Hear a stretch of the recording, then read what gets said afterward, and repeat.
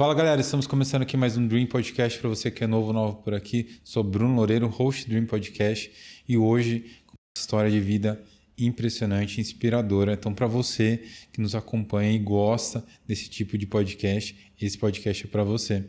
Hoje meu convidado é o pastor e motorista. Motorista, né? Motorista de aplicativo, André Gomes. Ele tem uma história muito bonita, uma história de superação e resiliência. André, muito obrigado por tirar o tempo, sua tarde, para vir compartilhar a sua história, que eu acredito que vai ser inspiração para muitas pessoas que vão nos ouvir. Então, muito obrigado, cara. Bruno, eu que agradeço, né? Eu que agradeço a oportunidade aí. E hoje a gente só vai falar um pouco de alguma coisa muito interessante, né? Sim. Gente, antes de eu fazer a primeira pergunta para o André, a gente já iniciar essa história bonita dele, quero fazer um agradecimento muito especial à nossa parceira Ótica Vitória aqui de Avaré, uma empresa referência não só de Avaré, mas de toda a nossa região, há mais de 20 anos no mercado. Então, para você que procura óculos de sol, óculos de grau, lente de contato, relógio, minha dica para vocês é a Ótica Vitória. Referência de qualidade, não só de Avaré e região. André, cara, fiquei muito impressionado com a sua história. Dá para escrever um livro, né, cara? Que nem você estava compartilhando aqui comigo antes de a gente gravar. Você até enfatizou várias vezes que você tinha tudo para dar errado, né, cara? E daí eu falei, pô, mas como assim, né? E realmente, assim, você puxou alguns pontos ali que são impressionantes, desde o seu nascimento, né, cara? Sim, sim. Essa história de tudo para dar errado, ela se combina muito comigo, né? E graças a Deus que tinha tudo para dar errado, mas deu certo, né? Eu sou órfão de mãe aos 11 meses e 15 dias. Minha mãe veio a falecer depois de uma discussão com meu pai, enfim. Ela veio a falecer e nós, então, começamos a ter uma vida muito louca, né? Minha avó, ela começou assumiu a maternidade aí.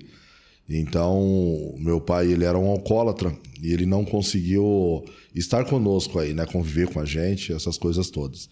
E eu tinha mais ou menos um ano e pouco. Ele nos esqueceu, né? Ele estava um pouco já embriagado e deixou a gente numa trilha lá em Francisco Morato, né? Lá no meio do mato. Nessa época era mato, né? Então, deixou a gente numa trilha, eu e minha irmã. Minha irmã tinha 5 anos para 6 anos. E deixou a gente lá com um saco de pão, né? E ele simplesmente se esqueceu aonde ele deixou a gente. Então, 3 dias depois que a polícia nos encontrou lá no meio do mato, né? Fizeram alguns exames e disseram que eu não poderia nem ter filhos, né? Porque naquela época não era fralda descartável, né? Era fralda de pano. Então, estava tudo assado, né? E já deram um diagnóstico que eu não poderia ter filho, né? E depois que eu me casei, eu descobri que isso estava errado. Então, já começou por aí, sabe? Mas, assim, a gente foi muito amado. Minha avó, minhas tias nos criou com muita alegria, né? Eu que era muito atrapalhado mesmo, sabe? E comecei, então, uma história um pouco torta da minha vida, né? Aos 13 anos eu já ia para os bailes da vida por aí afora, sabe? E até que aos 15 anos eu coloquei o pé na vida do crime. Foi mais ou menos assim, sabe? E comecei então a fazer saidinha de banco, sabe? Comecei a ver a cor do dinheiro que não era meu, mas que naquela época era interessante. Era muito gostoso chegar numa loja e comprar tudo à vista e sair com tênis de marca para tudo quanto é lado. A sua avó que ela acabou criando vocês. Isso, minha avó. A sua avó não tinha uma condição financeira assim alta e por conta disso você acabou fazendo amizades com outras pessoas e você acabou tendo ciência desses atos ilícitos? Então, nós éramos uma família pobre, né? Morávamos lá em Ermelino Matarazzo, no Parque Buturuçu, né? Aquela época, rua de barro, enfim, éramos uma família pobre. E eu tinha um primo, ele hoje é falecido. Eu tinha um primo que ele já era envolvido no crime, né? Então eu dormia num sofá antigo, que você encostava encosto com assento e ele virava uma cama, né? Então eu sempre tinha um baú, né, um baú falso ali embaixo daquele sofá. E ali debaixo daquele sofá nós tínhamos ali, antigamente era 765, Winchester 38, então nós tínhamos várias armas ali. Né, e eu cresci com isso daí. Então, quer dizer, automaticamente peguei gosto pela coisa. Né? Ninguém me obrigou a fazer nada, ao contrário, quando eu comecei eu já sabia o que eu estava fazendo. Eu tinha 10 anos de idade, eu já andava com 38 na cintura. Né? Então, quer dizer, poxa, mas alguém te obrigou? Não, ninguém me obrigou. Na realidade, eu gostava mesmo daquilo. Né? Eu cresci com aquilo e achava que aquilo era interessante. Foi assim que eu iniciei, então, a minha vida aí. Né? O meu primo, ele sempre foi muito ativo nesse meio aí. Né? Uma pessoa que eu amava muito e por amar, de repente, né, acabei tendo aquele sonho de, poxa, eu quero ser igual a ele, é mais ou menos assim. Você acabou espelhando, né? Exatamente, exatamente. Ele é vivo ainda? Não, não é mais. Ele veio a falecer no... Não, tem... Acho que foi antes de 2012, 2011, por aí que ele veio a falecer. Eu não me recordo, fiquei sabendo alguns anos depois. Né? A última vez que eu vi, eu fazia segurança para Júlio Simões, né, que é a logística lá de São Paulo, e ele trabalhava também em um departamento lá dentro. Nós nos encontramos dentro do trem. Nos encontramos no trem, conversamos um pouco ali, ele foi resolver algumas coisas no RH e eu era segurança de lá, eu fiquei lá no meu posto, nunca mais nós nos vimos.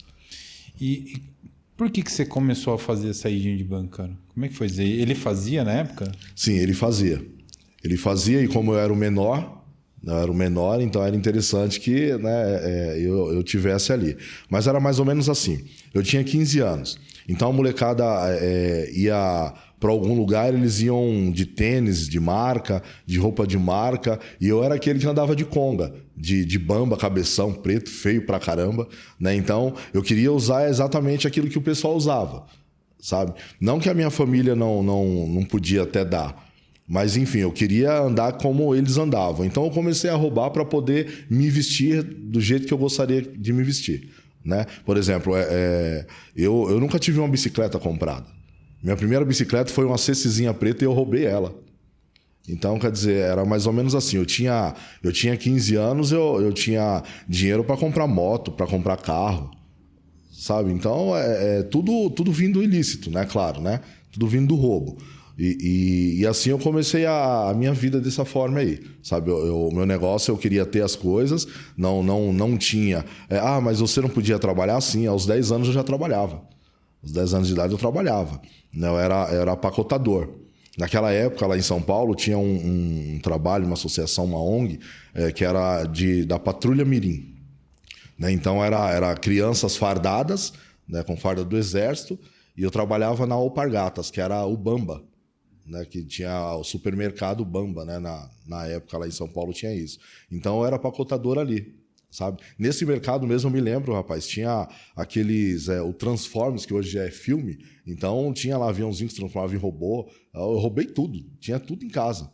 Né? Aí quando minhas tias descobriram, foram varrer a casa ali e tal, e passaram a vassoura debaixo da cama, e eu tinha uma caixa lá que era cheia desses robozinhos aí. Né? Aí que descobriram que eu estava aprontando lá no mercado. Sabe? Aí, já ouviu falar de bainha de facão? Então, aí a bainha de facão comeu solta lá. Apanhei muito, cara. Minhas tias fizeram tudo mesmo. Você tem ideia, aos 10 anos de idade eu tinha curso de computação pago. Nunca fui. Né? Escola, eu era o melhor da sala, mas só que eu nunca terminava, eu sempre fugia. Eu nunca ia, vamos terminar o ano letivo, não tinha esse negócio comigo. Cara, você começou a praticar com 10, com 15, você já começou a fazer saída de banco. E como é que foi indo essa vida sua, fazendo coisas erradas? Como é que foi essa vida? Não durou muitos anos, não. Duraram 3 anos. 3 anos, assim, dos 15 aos 18. Né? Dos 15 aos 18. E também dos 15 aos 18 eu fiz de tudo. Né? Então eu cheirei farinha, comecei com farinha. Comecei cheirando farinha, fumei maconha, mas eu não gostava porque o cheiro da maconha é muito fedido, não gostava. 13 anos eu já fumava cigarro. Parei de fumar cigarro porque as pessoas iam ficar toda hora molecada, eu ficava toda hora pedindo cigarro para mim lá da época. E eu ficava com raiva porque, poxa, se você tem o seu vício, o que você faz? Né? Banca o seu vício. Então eu me invoquei e virei para minha tia e falei, olha, eu não quero que a senhora... Minha tia me trazia 2 maços de cigarro todo dia. Eu falei, eu não quero que a senhora me traga mais maço de cigarro, eu quero que a senhora me traga, sabe, aquelas bengalinhas doce. Eu era um molecado, um moleque que gosta de comer essas coisas, né? Então eu troquei o cigarro pelo doce. Era mais ou menos assim. E quando eu comecei a usar a primeira lança-perfume, né? Hoje em dia é chamado de lança-perfume. Na minha época era benzina mesmo. Então comprava-se benzina na farmácia, não é? Hoje em dia é proibido. Comprava fingindo que ia limpar cabeçote de rádio, sabe? Da fita, né? Da fita cassete ali. Comprava aquilo ali e baforava aquilo ali. Ficava doidão. Um monte de molecada de 13, 14, 15 anos, tudo bestalhado lá, numa casa. E era mais ou menos essa assim que era a nossa vida. Eu me lembro que nós tínhamos um amigo, temos ainda que ele está vivo, né? O pai dele tomava remédio para o coração. Adivinha? Nós pegava o remédio lá, batia no liquidificador e tomava só para ficar chapado com o remédio do pai dele. Então era mais ou menos essa a vida que a gente vivia, sabe? Esse chá de lírio, até isso aí eu experimentava. Só que em mim, o engraçado, Bruno, é que não fazia efeito. Sabe? Não fazia efeito. Eu tomava chá de lírio, todo mundo ficava louco ao meu redor, eu ficava olhando assim, não dava nada. Não dava nada. A cocaína não, a cocaína eu gostava mesmo. E a cocaína me dava brisa, a cocaína era gostoso e tal, sabe? Mas a maconha eu não gostava, o crack mesmo. O crack eu usei durante 4 vezes. Usei crack. Usei a primeira, aí nada. Usei a segunda, todo mundo ruim do meu lado. E eu olhando assim, essa porcaria, velho, aqui, não dava nada em mim. Nada mesmo. Mas aí, lógico, né? Se a gente for olhar para o lado certo, a gente vai ver que é um processo de Deus na mudança dessa história toda aí. Então, eu comecei assim, depois eu fui para o tráfico, comecei a traficar droga. Né? Comecei a traficar droga, eu tinha um certo respeito na comunidade, né? Comecei a traficar, só que o tráfico, mesmo entrando dinheiro, mas não tinha aquela adrenalina que eu tinha fazendo assalto. Não era a mesma coisa. Um detalhe muito importante aqui, eu nunca roubei com droga na minha cabeça. Nunca. Eu nunca fui fazer as coisas drogado. Nunca. Você estava nunca bem? mesmo. Sempre eu era o único lúcido da turma. Sabe? Eu não usava droga para ir roubar. Porque dentro da minha cabeça eu não ia conseguir enxergar o que eu precisava. Eu não ia conseguir ver o que estava acontecendo ao meu redor. Então eu ia lúcido. Eu não sei se isso é bom ou é ruim. Porque te faz um cara muito frio também. Né? Mas eu nunca fui drogado para esses lugares. Quando eu usava droga, que eu tava, sabe, na curtição ali à noite, ia para um pagode, sempre gostei de pagode, então ia para um pagode e tal, aí maravilha. Aí ali a gente tomava alguma coisa, cheirava uma farinha, agora fora isso, não. Durante o dia eu trabalhava, sabe, vivia uma vida, entre aspas, normal. E como que foi para chegar no fim disso? Por que você parou? Como que foi? Então, eu me lembro que eu conheci a minha esposa. Minha esposa evangélica, de berço, né? Louca, né? De berço. Minha sogra, hoje ela é pastora, minha sogra era diaconisa numa igreja, a Igreja Batista, lá em São Paulo. E o meu sogro, ele ainda bebia um pouco, né? Era alcoólatra, bebia um pouco e tal. E então eu conheci a minha esposa na escola, né? Conheci a minha esposa, eu estava encostado na perna da sobrinha dela, e ela estava saindo da escola e eu olhei ali e falei para a sobrinha dela, falei, quem que é aquela ali? Tá lá, minha tia. Falei, então eu vou casar com a sua tia. Né? E deu certo, cara, sabe? Deu certo. Então conheci a minha esposa, e quando eu conheci minha esposa, para me namorar com ela, eu tinha que ir à igreja. E eu bobo, né? Eu ia à igreja para namorar com ela, não tinha problema. Então eu ia à igreja, assistia o culto na igreja, aí deixava ela ficava namorando um pouco na casa dela e ia embora pro samba. Né? Quer dizer, aí virava o André de novo lá no mundão. Então, o que aconteceu? Eu fiquei sabendo que ela estava grávida. Né? Ela estava grávida. Um pouco antes de eu saber disso, eu me lembro que nós estávamos, eu e 2 amigos, 2 colegas, nós estávamos numa casa, eu morava sozinho, e eu tinha uma quantidade de cocaína grande ali. Então, nós começamos a cheirar farinha. Não é? Eu sentado na minha cama, eles no sofá, e eu olhava e eles muito loucos de tudo. E eu cheirando até mais que eles ali, e não dava brisa para mim. Sabe? Eu não conseguia sentir mais a farinha ali, sabe? Não descia o amargo na garganta, como a gente costuma dizer. Então, no outro dia de manhã cedo, 8 horas da manhã, nós passamos a noite inteira cheirando cocaína. No outro dia de manhã, eu fui até o supermercado, comprei um Danone, né, e tomei o Danone. Na hora que eu tomei o Danone, me deu uma diarreia muito forte. Eu entrei no banheiro e dentro do banheiro eu virei e falei assim, já entendi. Não é mais para mim usar essa porcaria. Aí eu saí do banheiro, virei para os 2 colegas que estavam em casa e falei, pode ir embora que a partir de hoje eu não uso mais droga. Parei com tudo. E eles ficaram me olhando e acharam que era brincadeira, né? Logo na sequência, minha esposa, quer dizer, minha namorada, né, ela falou que estava com as suas regras atrasadas. Aí eu disse para ela que eu era homem. Falei, você está com um sujeito homem aqui, né? E eu jamais vou abandonar um filho meu. E foi assim que tudo começou. Então, eu através da minha esposa, né, quando ela falou que estava grávida, eu coloquei no meu coração que estava na hora de eu ser exemplo para alguém. E o que eu fazia, eu não ia ser exemplo para ninguém. Né? Então, eu simplesmente larguei as drogas. Eu nunca entrei numa casa de recuperação para ficar internado, nada disso. Nada disso mesmo. Então, eu larguei as drogas, deixei para lá, né? E comecei a caminhar para montar uma vida de casado. Né? Então, quer dizer, nós tínhamos ainda uma grande tarefa a fazer. Quantos anos você tinha nessa época? Eu tinha 18 anos. Ah, você tinha 18. 18 para 19 anos. Ela tinha 16 anos. 16 anos. 16 anos. E, cara, e como é que foi isso daí, tipo, na hora que você descobriu? Porque tem esse momento que você tomou a decisão, você já ia, né, na igreja, mas acho que não era praticante. Mas como é que foi, tipo, o momento que ela te contou? Porque é diferente. Você levou um tempo para processar isso daí, aparentemente, porque você está me falando. Depois você me corrige se estiver errado. Mas como é que foi o momento a hora que ela te contou? Tipo, você vai ser pai.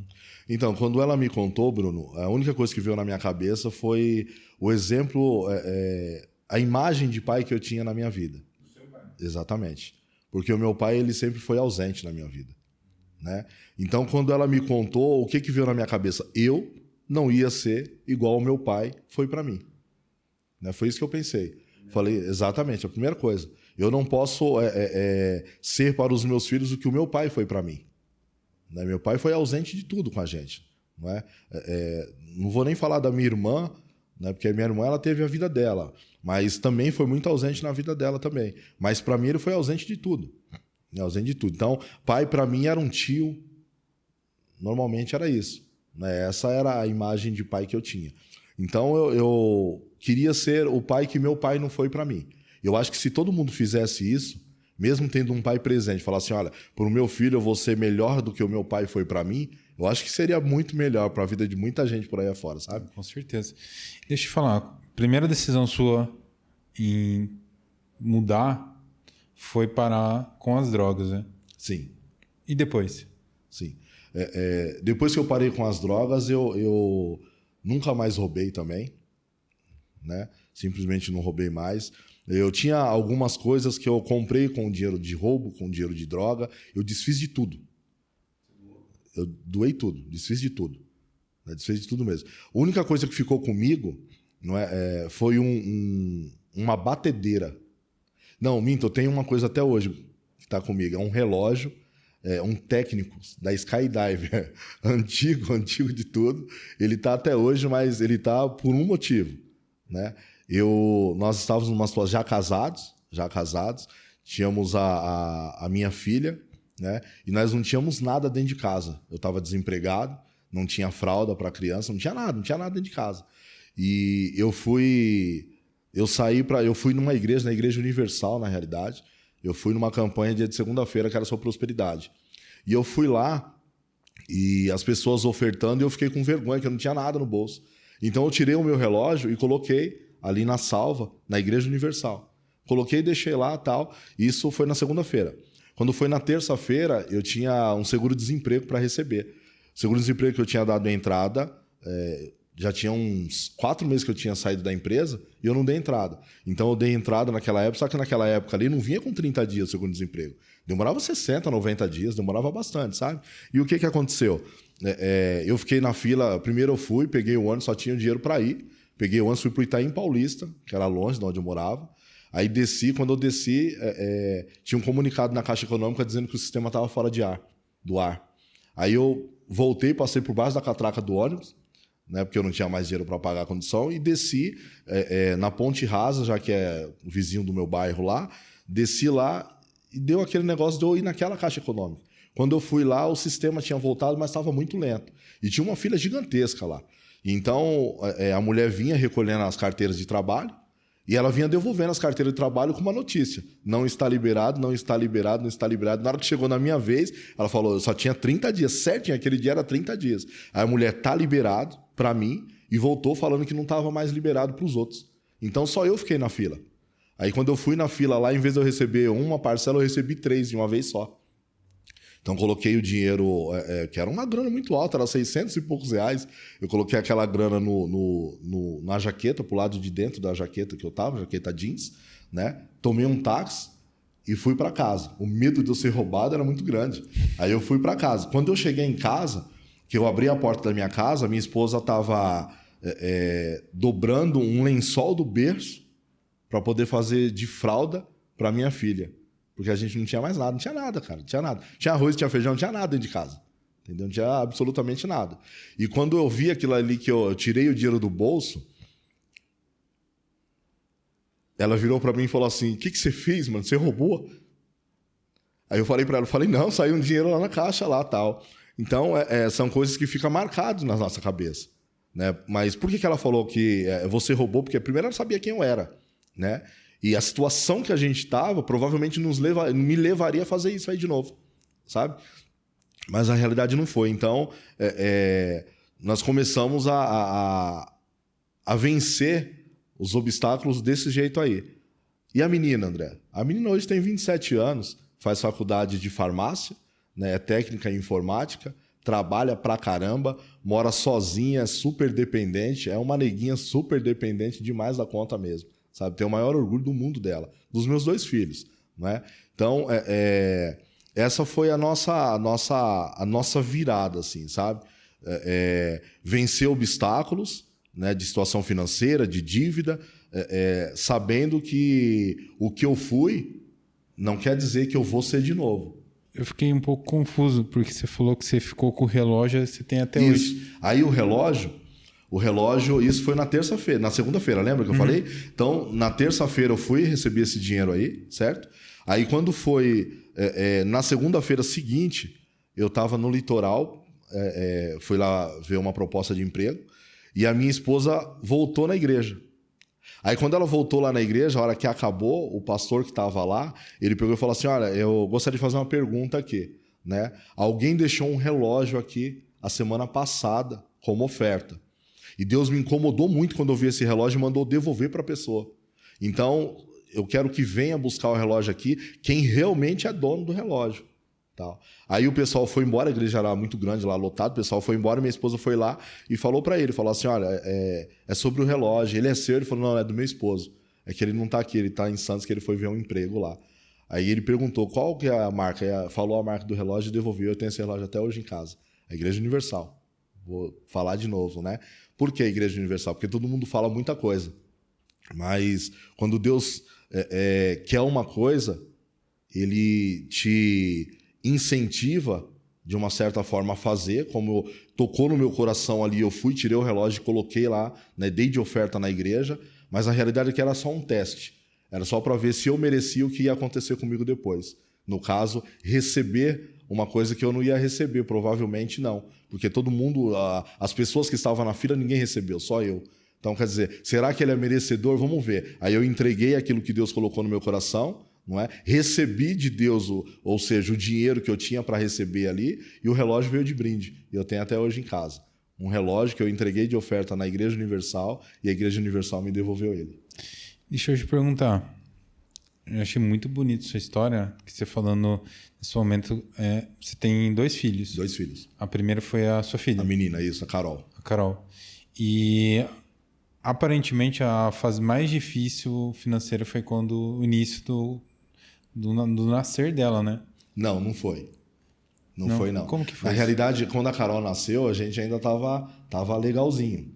Eu trabalhava, era segurança de shopping Aricanduva, né? Eu trabalhava ali aquele pedacinho, era muito gostoso e tal. Então, não faltava a compra. O mês estava bem. Estava bem, isso.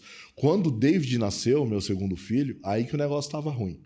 Né? Eu estava desempregado há muito tempo mesmo. E o David nasceu, eu costumo dizer que o David veio no tempo das caixas baixas. né? Porque o David, a gente não tinha dinheiro nem para comprar leite. O David não pegou o peito, né? Então ele não queria mamar no peito. Então ele não aceitava, e aí tinha que dar leite para ele. E como que vocês faziam? A gente fez se associamos a uma ONG, a ONG dava leite, né? Então nós pegávamos aqueles leites de saquinho. Só que o leite era tão bom, Bruno, mas tão bom, que quando o David gorfava, só saía plástico de dentro dele. Né? Então, o David, ele passou uma situação muito difícil, né? Então, quer dizer, ele gorfava e vinha plástico, porque a qualidade do leite era muito péssima. Era ruim demais de tudo, sabe? Mas mesmo assim, aí nós continuamos ali. Eu me lembro que estava abrindo um posto de gasolina perto da minha casa, né? E o pessoal, a pessoa que foi assumir o posto de gasolina naquela época, era da Texaco, ele era da Zona Sul de São Paulo. Então ele nunca teve posto na Zona Leste. Então o medo deles era como que ia ser, porque ia ser roubado direto.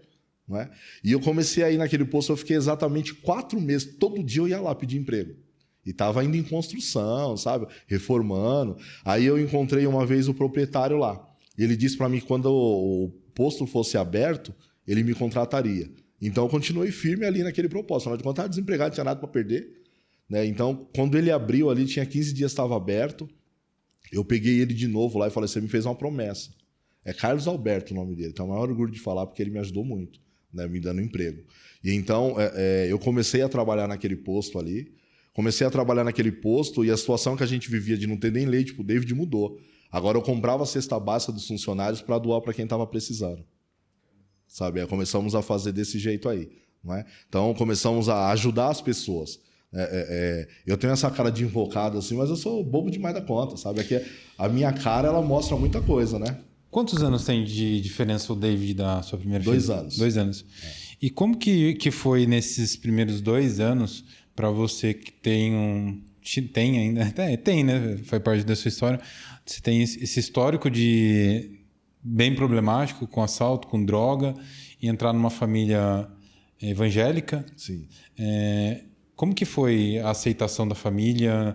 Depois veio o casamento. Como que foi para vocês? Então, eu acho que eles não me aceitam até hoje, né? Porque não porque, poxa, vocês brigam, não é nada disso. Eu amo a minha sogra, ela é uma bênção na minha vida. Minha sogra é tudo de bom, cara. Eu não sei o porquê que as pessoas falam tão mal de sogra. Eu não faço a mínima ideia, sabe? Porque ela é como mãe para mim, né? De verdade, ela sabe muito bem disso. Só que o que dá a entender é que os filhos dela que não gostaram muito dessa história, né? Porque parece que tem um pouco de ciúmes, sabe? Tanto que, por exemplo, hoje eu vou para São Paulo, levo a minha esposa até a minha sogra, deixo ela lá, mas eu não entro lá, no quintal eu não entro. Né? Eu deixo aí, eu quero ver minha sogra, o que eu faço? Aí eu ligo para ela e falo, vamos almoçar? Aí eu pego a minha sogra, vou lá, pego ela, ela desce, né, que ela mora no sobrado, entra no carro e a gente sai. Né? A gente sai. Então, poxa, mas você não entra lá por quê? Por causa dos irmãos da minha esposa. Né? Porque eles já aprontaram pra caramba comigo também, sabe? Muita crítica. Quando a gente recebe muita crítica, chega uma hora que a gente não quer mais entrar no lugar, né? Ah, eu vou ali, poxa, por que eu vou fazer ali se eu não sou bem recebido naquele lugar ali? Né? Então, é mais ou menos isso aí. Eles não aceitam até hoje. Só que é assim, quando a Angélica engravidou, então na cabeça deles ali seria um grande absurdo. Eu cheguei a ouvir que teria que tirar a criança. Né? E a resposta que eu dei foi que se a minha esposa hoje, no caso, se ela perdesse o meu filho, eu era capaz de fazer coisas que até Deus duvidava com eles lá. Era mais ou menos assim. Então, não interessa o que eles pensam, interessa o que a minha esposa pensa. Né? Se ela está comigo, está fechada comigo, eu quero que o mundo acabe, eu não ligo para isso. É que nem eu costumo dizer que quem tem que gostar de mim, Bruno, é a minha esposa. Porque é ela que vai me aguentar. E os seus filhos? Meus filhos vão casar um dia. Né? Então, quer dizer, é ela que vai ficar comigo me aturando aí. Sabe? Eu espero que por muitos anos ainda. Né? Por muitos anos. Mas, enfim, esse negócio de, poxa, um cara do mundão vir para uma família evangélica, né? Foi estranho ao mesmo tempo, só que a minha sogra ela sempre foi muito mãezona. Né? Mostrou muita coisa junto com a minha esposa, eu acabei aceitando a Jesus. Não é? Acabei vendo como... Porque foi mais ou menos assim, Bruno, uma coisa interessante. Teve uma vigília na igreja. Então, eu fui para essa vigília. E essa vigília saiu um tiroteio na comunidade que nós morávamos lá, né, e alguns amigos meus vieram a óbito. E eram os amigos que eu andava com eles. Então, o que iria acontecer se eu não estivesse naquela vigília? Provavelmente eu estaria morto também. Não é? Então, quando eu fiquei sabendo daquilo ali, eu comecei a entender que o meu mundo tinha que ser trocado de calçado. O lado da rua tinha que ser outro. Não é? Então, eu aceitei a Jesus no dia 8 de janeiro de 1996. Né? Aceitei a Jesus. Nesse mesmo ano nós nos casamos. Né? E no ano seguinte minha filha nasceu. Então, daí para frente que a minha vida se transformou totalmente mesmo. Até então eu tinha, por exemplo, Dia das Mães, eu odiava Dia das Mães. Né? Reunião de pais na escola. Não queria morrer com esse negócio de reunião de pais. Né? Porque as minhas tias que iam sim, minha avó que ia sim, mas o que você quer? Reunião de pais, reunião de mãe. Você quer que o pai, quer que a mãe vai lá. Né? Então eu não gostava. Dia das Mães não gostava. Então a minha vida começou a fazer sentido depois do meu casamento. Né? Depois do meu casamento que o negócio começou a andar na minha vida. Foi mais ou menos assim. Caramba, cara.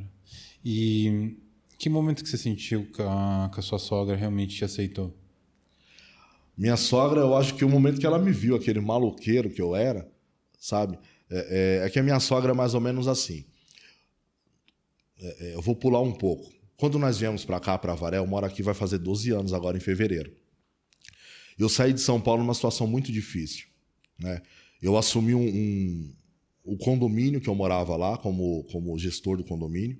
O condomínio devia R$24 mil só de conta de água. Então eu assumi esse condomínio. 4 meses depois, me acusaram de eu ter roubado o condomínio. R$24 mil. Ou seja, a dívida que o condomínio tinha, jogaram na minha conta. Então eles me processaram, eu não podia acessar o meu apartamento, eu não podia pegar o carro que estava na garagem, ficou tudo em São Paulo. Então eu vim para cá, para Avaré, com um carro emprestado, com uma coberta com algumas roupas que nós conseguimos tirar dentro do apartamento, não é? A minha cachorra, minha filha e meu filho. Nós chegamos aqui com uma casa que a gente tinha reservado aqui, sem móveis, sem nada. Eu cheguei aqui num sábado, e no sábado que eu cheguei aqui, eu descobri que aqui fecha 5 horas da tarde todas as lojas. São Paulo não é assim. Então eu desci aqui numa loja aqui em São Paulo, e quando nós chegamos aqui, eu comprei 2 colchões de solteiro e um de casal. Só que só entregaria na segunda-feira. Nós chegamos no sábado. Então eu falei, preciso conversar com a gerente. Né? Aí eu falei para a gerente que eu precisava daqueles móveis naquele dia. E ela me respondeu assim, nem por decreto. Não tem como. Eu falei, eu pago à vista. Aí ela pensou e nós conseguimos entregar pelo menos os colchões. Então nós viemos para cá numa situação muito difícil. E quando eu voltei para São Paulo, alguns meses depois, eu voltei para São Paulo para pegar os móveis. Eu cheguei aqui em fevereiro. Os móveis veio de São Paulo em agosto. Você entendeu, não?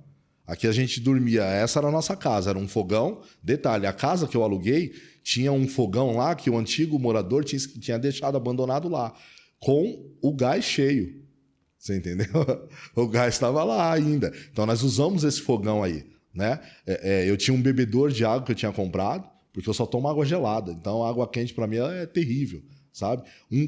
2 colchões de solteiro e um de casal. Era o que a gente tinha na nossa casa. Comprei uma televisão pequena de 28, 24 polegadas, não me lembro. E era isso que a gente tinha. Então, saiu, que eu fui processado. Saiu, então, o resultado desse processo, né? Ganho para mim. Então, quer dizer, o oficial de justiça tinha que me encontrar para poder, né, avisar que ele tinha ganho. Só que só de me encontrar demorou 3 meses. E só porque me encontrou, porque eu fui lá atrás dele. Aí um grande detalhe, Bruno. Cheguei lá, num dia, não encontrei, porque eles não ficam no fórum. Aí voltei, fiquei o dia inteiro lá. Aí no outro dia voltou, eu e minha esposa, ficamos lá também o dia inteiro. Aí saiu um rapaz da sala dos oficiais de justiça e falou, vocês estão esperando quem? Aí eu falei o nome da pessoa lá, ele falou, ele não vem, aqui é difícil, tal, né? Aí eu peguei e falei, rapaz, a gente tá indo embora amanhã. Ele, vocês são da onde? Eu falei, nós somos de Avaré. Aí o cara olhou para mim e falou, eu sou de Arandu. Falei, você tá de brincadeira comigo? Ele, sou de Arandu e eu vou te ajudar. Aí ele encontrou o oficial e nós conseguimos então trazer os nossos móveis. Cara, e deixa eu te perguntar, como que foi para você se tornar pastor? Porque, assim, você veio de uma trajetória... Para quem não conhece a sua história e você fala, eu sou pastor, minha esposa vem de uma família evangélica, resumir bastante a sua história, né? Mas como que foi para você chegar nesse ponto? Porque uma coisa é você ir na igreja, uma coisa é você praticar e outra coisa é você ser o exemplo para ser o pastor de alguma igreja ou fazer parte desse movimento. É uma evolução muito grande. Sim. Como que foi para você chegar nesse ponto? Sim. Primeiro eu precisava da aprovação da minha família, né? Como eu falei de toda essa história difícil da gente vindo de São Paulo para cá, a minha sogra, ela uma vez eu conversei com ela e ela falou assim, eu sei que você lá vai conseguir sustentar a sua casa, que ela sempre acreditou muito em mim. Ela sabe que eu sou muito guerreiro. Então, eu conheci minha esposa e nós nos casamos, não é? E ela é evangélica.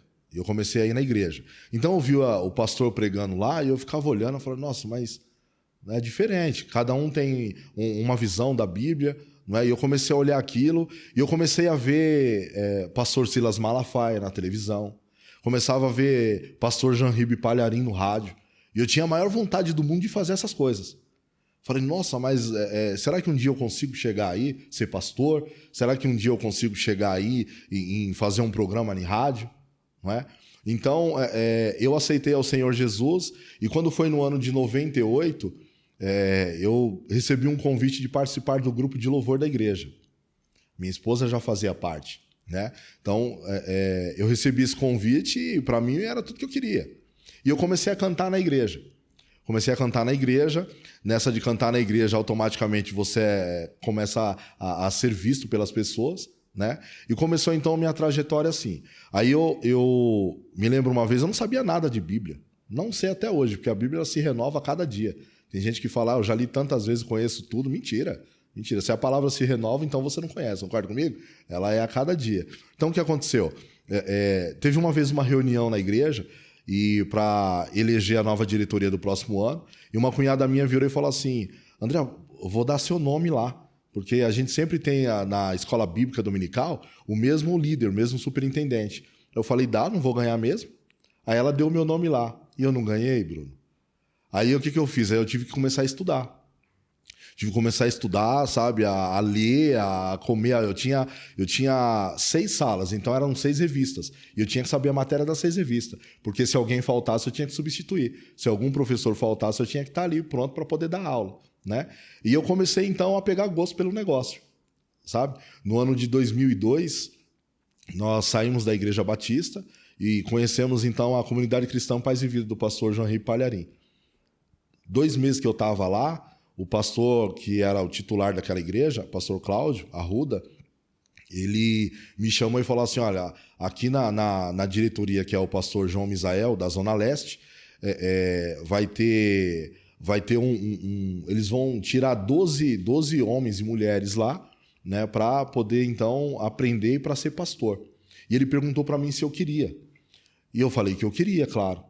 Então a gente tinha ali, por exemplo, 15 minutos para poder falar diante de 32 pastores sobre algum tema ali da Bíblia. E eles entender que você merece estar ali para poder começar a estudar, né? E quando nós chegamos nesse curso aí, Bruno, de 12 minutos, de 15 minutos, de 30 passou para 15, de 15 foi para 7, de 7 foi só para se apresentar, mais nada. Era para chegar lá, falar o nome, né, da onde você veio, quem que te apresentou ali na igreja e pronto, sabe? Mas como eu sou abusado demais da conta, eu cheguei lá e peguei e falei, é impossível eu vir aqui falar o meu nome e sentar. Então eu falei sobre um tema da Bíblia lá, sabe? E eles gostaram. Nessa daí eu tirei nota 9,5. Então eu comecei a estudar para ser pastor. Né? Só que aquele sonho de ver o Silas Malafaia na televisão, o pastor Jean-Ribe no rádio, aí começou a fazer efeito. Por quê?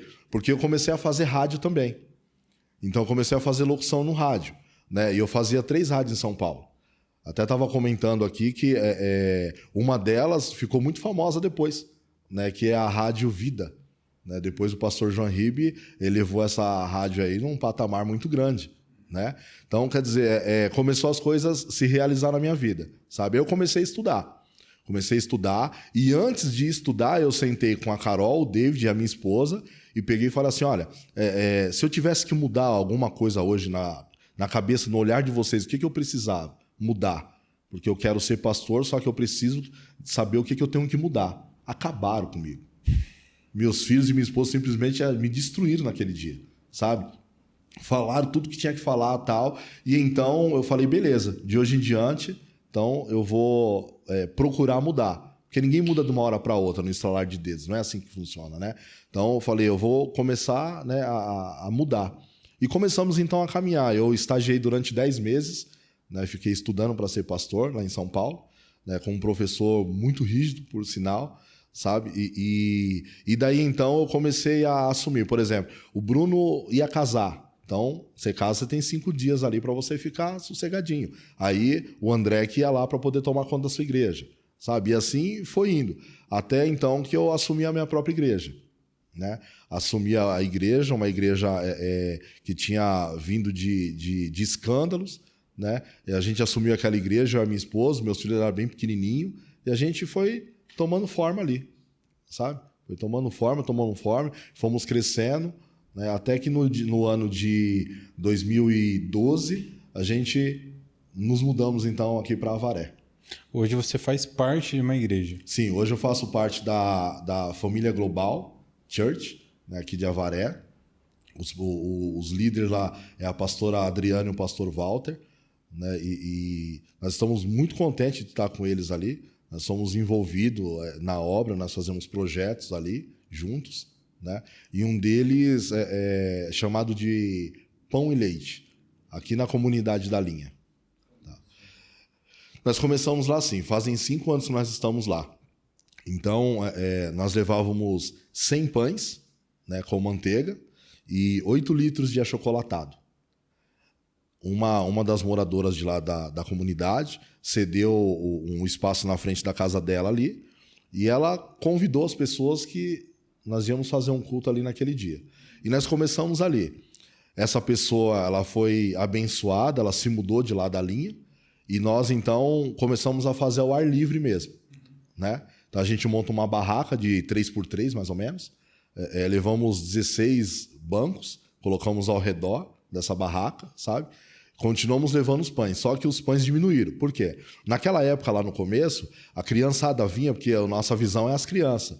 Então a criançada vinha e comia parecendo que não tinha um amanhã, sabe? Aí elas começaram a confiar na gente de uma maneira que hoje a gente leva 70 pães e sobra, né? Mudou totalmente. Então o que a gente faz lá? Nós temos um trabalho que começa às 9 da manhã e vai até às 10.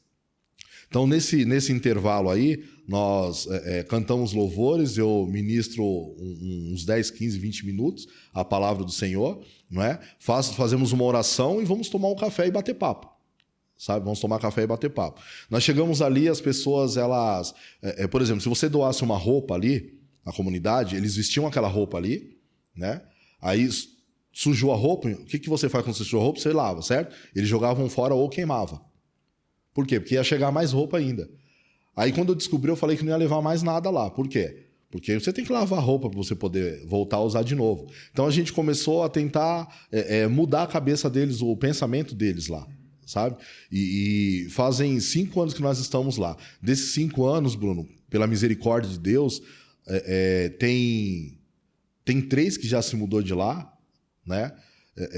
Conseguiram emprego, estão em outra casa. Nós temos cerca de 5 ou 6 pessoas que hoje trabalham na Granja Raiar, né? Estão lá trabalhando lá. 8 pessoas, se eu não me engano, entre pessoas adultas e adolescentes que se batizaram, que estão na igreja firme, sabe? Nós doamos ali a igreja, né? A igreja consegue doar cesta básica lá, né? Assiste as pessoas ali com cesta básica, com alimento, com móveis, enfim. O que eles precisam a gente consegue doação, a gente pega e ajuda eles lá. André, cara, como que é para você socialmente, hoje, quando você fala que você é pastor, mas você tem toda essa história por trás de droga, tráfico, tudo isso. Como que as pessoas recebem isso? Como que você conversa com as pessoas, não só na comunidade, mas em todos os lugares que você vai? Hoje, além de pastor, você também é piloto. Eu falo piloto, não sei porquê. É motorista de aplicativo. Como é que as pessoas recebem a sua história? Porque, no fundo, não tem como a gente fingir que não existe preconceito, né, cara? Cara, eu acredito que até existe preconceito, sim, sabe? Mas eu sou tão... cada um toma conta da sua vida, né, que eu não me importo muito com essas coisas. Porque é mais ou menos assim. Por exemplo, aqui na igreja que nós congregamos, nós participamos ali. Eu costumo dizer, lá na igreja mesmo, que eu bato no peito e falo, eu sou favela. Né? Por quê? Porque eu vim da comunidade. Sabe? Não é que eu sou favela porque eu era ladrão ou porque eu era traficante, não é nada disso. Né? Quando a gente fala que eu sou favela, quer dizer assim, ó, eu sou humilde, eu sei entrar nos lugares e sair, sabe? Então, não importa o meu passado, importa o que eu sou hoje. Eu sei quem eu fui, o que eu fiz, mas eu também sei quem eu sou hoje. É isso que as pessoas têm que entender, sabe? E para mim, ter a vida que eu tive... para poder, então, lidar com o que a gente lida hoje com as pessoas aí, seja no meu trabalho como motorista de aplicativo ou como pastor, enfim, é muito mais fácil, sabe? É muito mais fácil. Né? Veio um jovem aqui da comunidade falar para mim que ele queria sair das drogas. Eu disse para ele, falei, você quer que a gente te ajude com uma casa de recuperação, alguma coisa? Ele, não precisa não, tal, só quero que o senhor me ajude. Eu falei, então tá bom. Aí eu estiquei a mão para ele e falei, então fecha comigo aqui.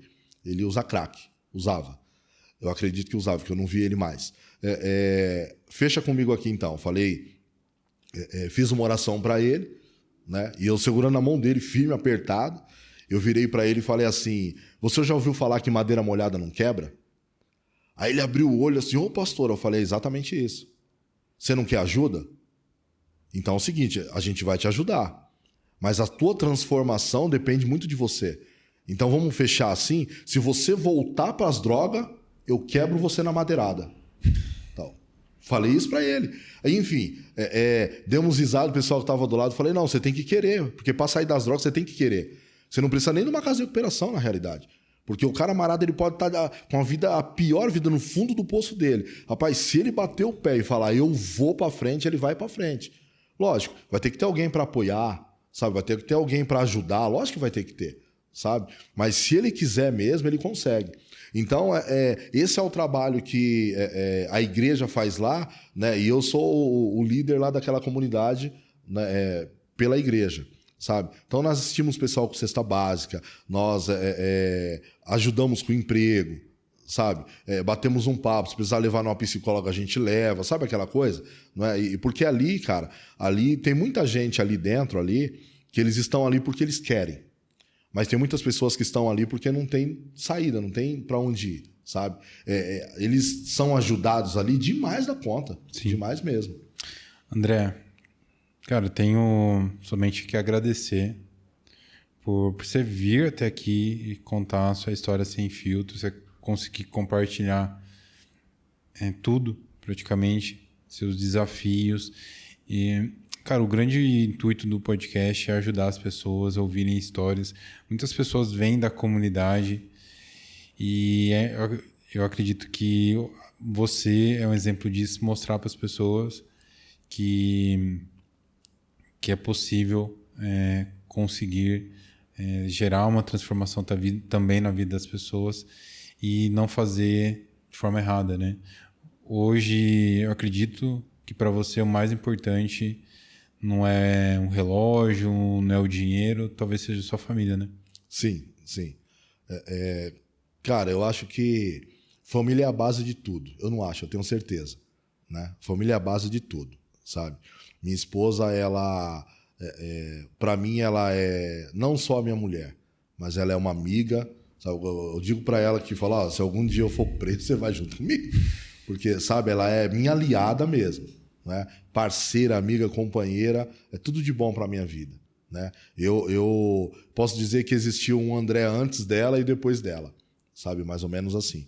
Então, me ajuda em tudo. Se eu estou na comunidade lá fazendo um trabalho social, ela está comigo, sabe? Me ajuda em tudo mesmo. Não é? Ah, André, vocês não brigam? Tá de brincadeira. O casal que fala que não briga tá mentindo, já começa a mentir por aí. Né? Que não existe isso, sabe? Mas nós estamos juntos ali e eu vou te falar uma coisa. Eu digo isso para ela.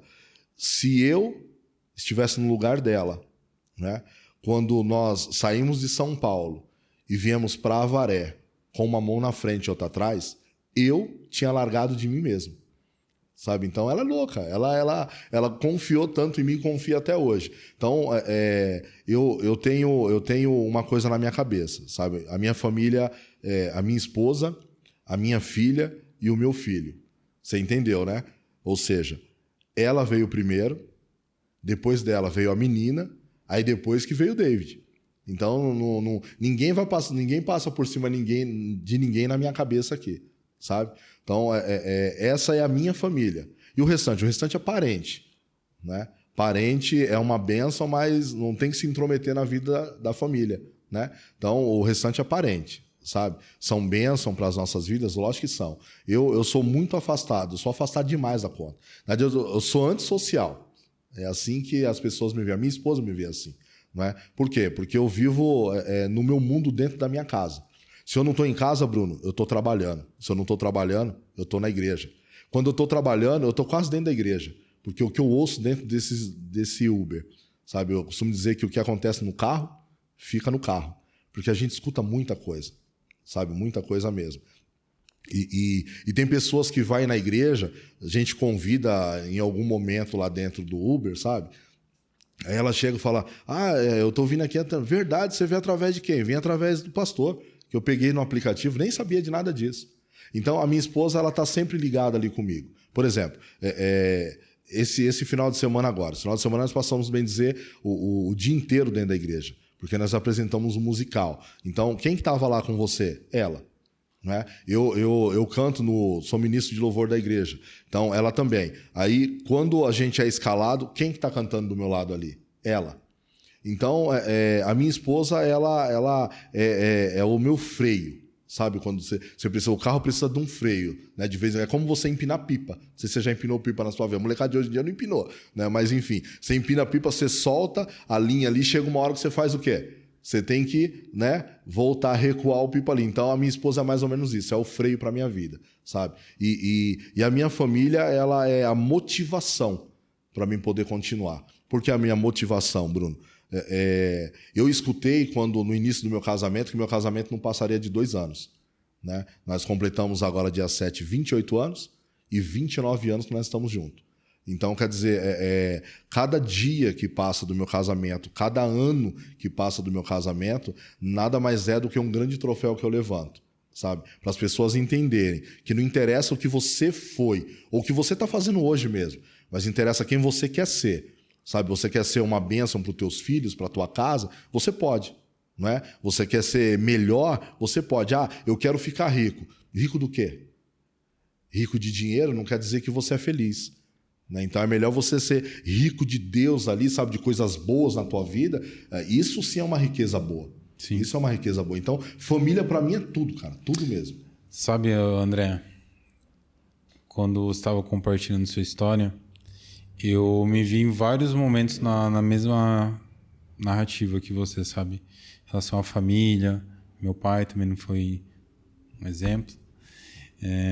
Até brinquei outro dia que eu falei assim, eu vou ser pai agora, né, de um menino. E até falei assim, não vai ser muito difícil ser melhor que meu pai, porque meu pai, a régua era muito baixa, sabe? Cara, mas é um tom assim de brincadeira para falar uma coisa muito séria.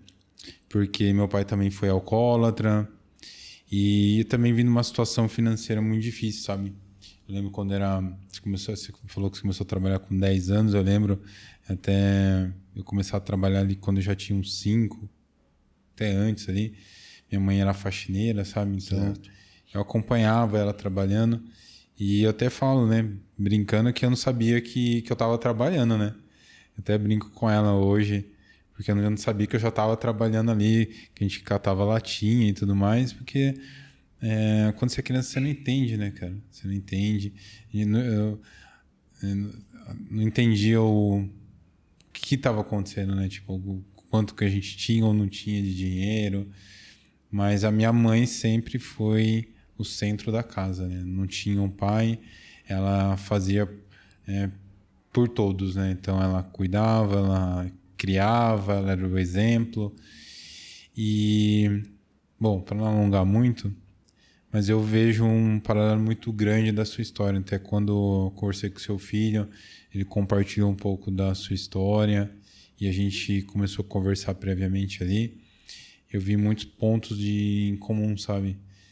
E eu também acredito que a gente tem esse polarizador, né? Pro bem ou pro mal, né? Então, fico feliz de ouvir que sua vida transformou e hoje a sua energia, da sua esposa, da sua família, é pro bem, né? Porque senão talvez você nem estaria aqui. Eu não falo nem aqui conosco, aqui no podcast, mas digo de vida. Não estaria. Então, cara, muito obrigado. Obrigado por você vir aqui, compartilhar a sua história. Que seja um exemplo aí para muitos que podem, em algum momento, estar passando por algum desses momentos que você viveu. Tanto dificuldade financeira, ou dificuldade no casamento, ou pensando em fazer algo errado para conseguir sair de uma situação financeira ruim hoje. Você tem algum recado final para compartilhar com o pessoal? Tem sim, eu vou falar uma coisa aqui, que aqui em Avaré é muito centro isso, né? Muita história assim, sobre suicídio, né? Quando eu cheguei aqui, Bruno, eu cheguei tão triste aqui nessa cidade, aqui tão triste, e eu fui trabalhar na casa, no rancho da represa aí do seu Djalma, o dono da Toyota. E então eu ia no pier ali, e eu ficava olhando assim, e a vontade que eu tinha era de pular dentro daquela represa, porque eu não sei nadar. Então se eu pulasse ali, ia acabar a minha história, era simples assim. E todas as vezes que eu fui, por 3 vezes eu tentei fazer isso, deu vontade. E quando eu ia para a ponta do pier ali, para mim poder me jogar dentro da represa, eu ouvia dentro da minha cabeça assim, dizendo exatamente assim: e a Angélica? E o David e a Carol? Como é que vai ser? Então eu recuava. Né? Por quê? Você lembra que lá no começo eu disse que eu não queria ser para os meus filhos o que o meu pai foi para mim, ausente. Então eu tinha que ser e tinha que fazer o melhor para eles. Né? E aqui em Avaré, as pessoas por muitas vezes tiram a vida muito fácil aqui. Sabe? Por N motivos, a gente nunca sabe o que passa pela cabeça das pessoas. Mas eu quero terminar assim. Quando as pessoas pensarem, de repente, em fazer uma coisa dessa, lembra que alguém vai precisar que ele faça alguma coisa boa para ele ainda antes, sabe? No meu caso, eu me apeguei à minha família, que eu tinha que sustentar os meus filhos e terminar de criá-los, não é? Então, de repente, a pessoa que pensa nisso aqui, ela pode se apegar, sabe, a um pai, uma mãe, um filho, um amigo mesmo, de verdade, e deixar de fazer isso aí, não é? Porque, cara, é muito melhor e muito mais gratificante, e eu sou a prova viva disso, que as pessoas olhem para você e falem: caraca, cara, ele venceu, meu, do que olhar para você, sabe, dentro de um caixão e falar: eu sabia que ele ia acabar se perdendo. Então é muito melhor e muito mais gratificante você dar a volta por cima, sabe, em cima de, por muitas vezes, olhares que não te dão nada e que acham que você não vale para nada, sabe? Você dar a volta por cima e as pessoas olhar para você e falar: cara, eu estava errado. Não é? Porque olha só o que Deus fez na vida dele. Porque eu não posso falar que tudo que aconteceu na minha vida não é outra coisa a não ser Deus. Não é? Eu aprontei de tudo que eu tinha que aprontar e eu nunca fui preso, graças a Deus, sabe? Eu fui sequestrado. Eu estava vendo uma matéria hoje mesmo no Guarujá. Falei: eu não sei o que as pessoas veem no Guarujá.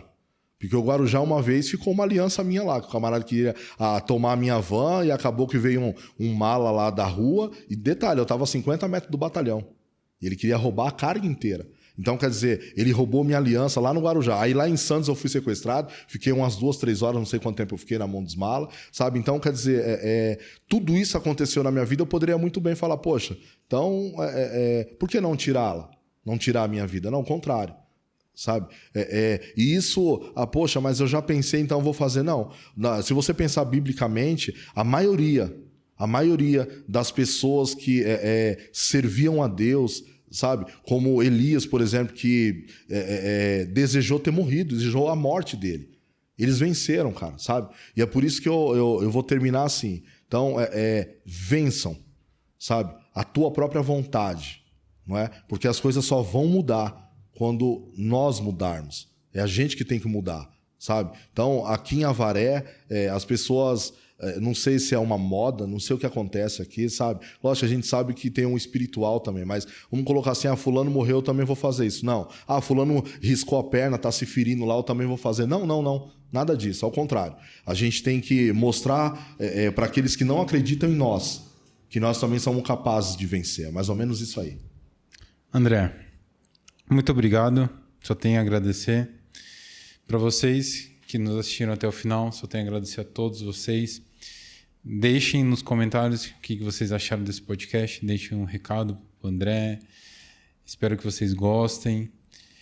E se você não é inscrito no nosso canal, se inscreva, deixa o seu like, compartilha esse podcast com seus amigos, com a família, para a pessoa que você acredita que possa ajudar a ouvir a história do André.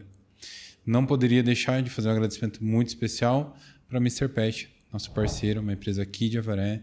Então, para você que tem o seu cachorrinho, seu gatinho e gosta de dar uma atenção especial, às vezes quer fazer uma alimentação especial para o seu cachorrinho também, fica a minha dica para vocês, a Mr. Pet aqui de Avaré. Gente, só tenho a agradecer a todos vocês que nos apoiam aqui no podcast, que nos assistem, curtem. Para você que quer seguir o meu trabalho, é o Bruno Loureiro. Do Dream Podcast é Dream PDC no Instagram, Dream Podcast no YouTube e no Spotify. Lá tem todos os nossos programas. E para você que gostou desse podcast, nossa, gostei desse podcast, mas não, e aí?